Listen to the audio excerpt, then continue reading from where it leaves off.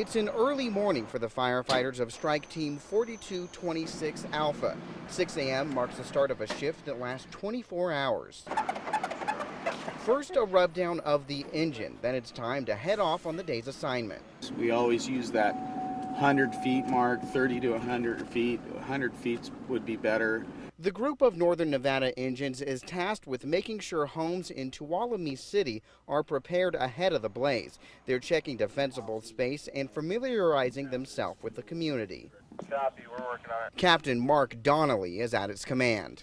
Light prep would include moving wood piles away from houses. The fire's currently a mile and a half away, but last week showed that's next to nothing. It was spreading at a mile an hour, so you can see why they have went to this effort for this contingency plan and the structured defense. The team's departure from Nevada last Thursday was sudden. They only had an hour's notice before hitting the road. 5 days later, they're still going strong. As none of us want anything bad to happen to anybody, but when emergencies happen, we want to be there to mitigate it, and this gives us that opportunity. Crews can be sent away to a fire for up to 2 weeks. That means a long time away from family. And the kids, they start missing you, and sometimes they're oblivious, and then sometimes they just start calling your phone and saying, "Where you at, Dad?" Mike Hall fills the void with a quick video call to his kids before they head off to school. You know, our families, especially I have younger kids, and they've been raised in this environment. It helps that the families know their dads are hard at work saving someone else's home.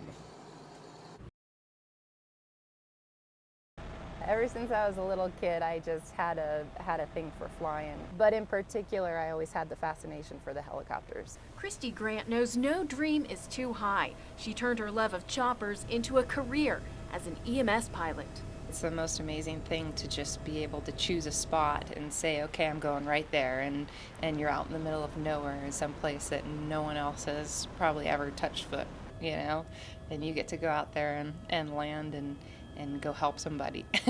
Christy started out as one of the few females in her profession. 12 years later, she's still a rarity. In her company, and there are about 14 women out of 1,000 pilots right now. As far as I know, I think I'm one of the only in the West Coast. And the only one in Nevada. But she makes it look easy on a day like this when she's heading up what her team of women calls the unmanned helicopter.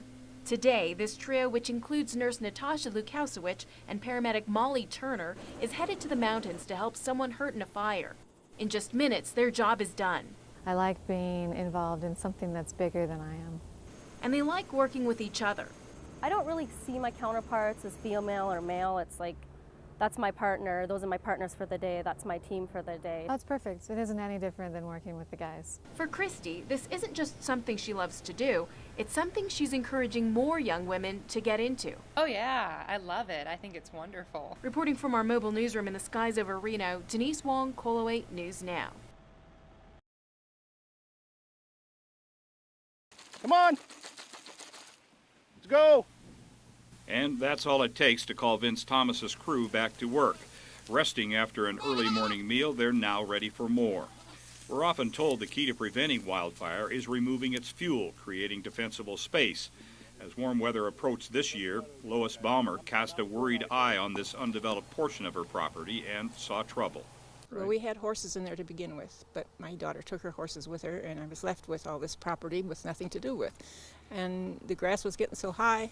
She had options, some involving heavy equipment, manpower, even controlled burns, a dicey proposition in windy Washoe Valley.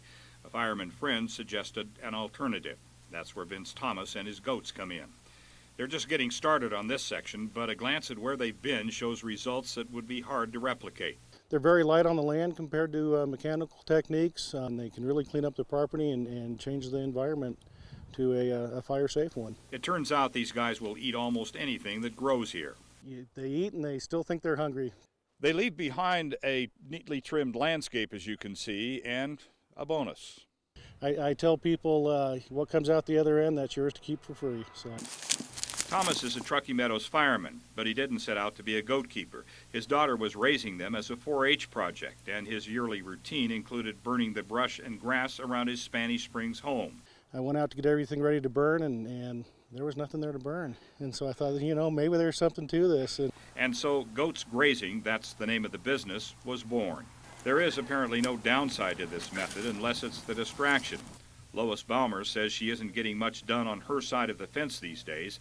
She's spending too much time watching her hired help over there. Oh yeah, they fascinate me. There's like a big family out there. Reporting from our mobile newsroom in Washoe Valley, Ed Pierce, Colo 8 News Now.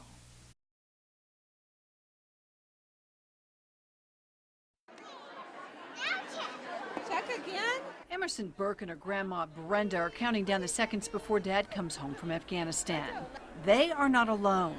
More than 100 people waited in baggage claim, some for more than an hour to greet the men and women from the Nevada Army Guard's 593rd. Emerson's mom, Whitney, says it's been a long 11 months. Today is extremely overwhelming, but in the best way possible. Whitney says her younger daughter, Lily Jo, was only 6 months old when her husband left.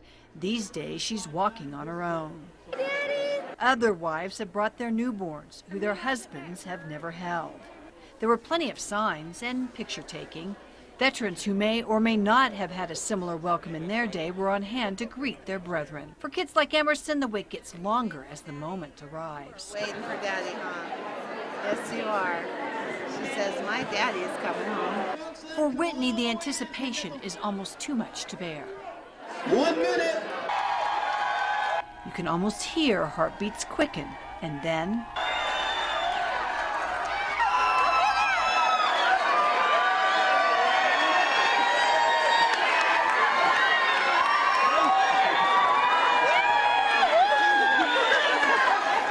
very emotional, kind of just a lot of emotions at once. It's good to be home. the Tier 4 reunion played out dozens of times here at Reno Tahoe International Airport. Guardsmen we talked to said the next step, get a good meal, get a good rest, or play with their kids. Reporting from our mobile newsroom in Reno, Terry Russell, Colo 8 News Now.